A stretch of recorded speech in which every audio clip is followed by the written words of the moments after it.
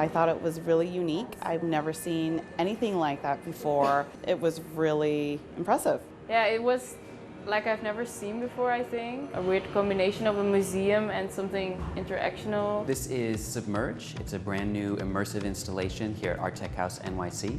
It was developed by the ARTECHOUSE team and inspired by Pantone's 2020 Color of the Year, which is classic blue.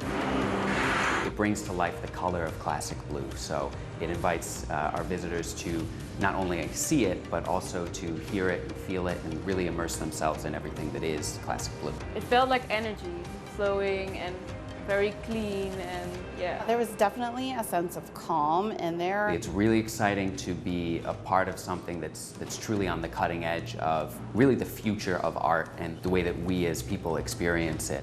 We don't ask our visitors to observe or look on at the artwork, but we ask them to be a part of it and truly step into it. I think it was just inspiring just to see the movement of art.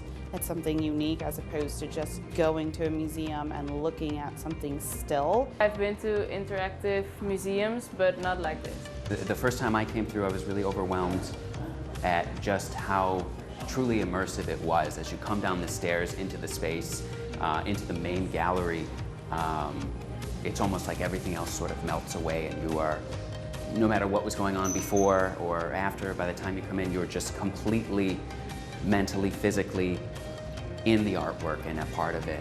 And I think that's due to the technology that's used, the music, the visuals, everything comes to life in such an amazing way that you're fully encapsulated. When you're looking at it, it looks different to every single person. Even between my sister and I just talking about it, like we saw different things within the movement of the art. So it was really unique.